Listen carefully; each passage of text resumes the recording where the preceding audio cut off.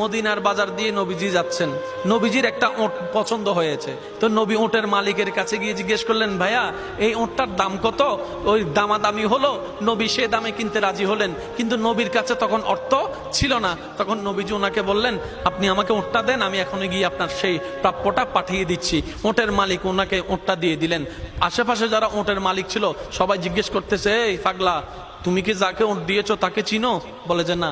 নাম জানো? বলে যে না। পরিচয় জানো? বলে যে না। ঠিকানা জানো? না।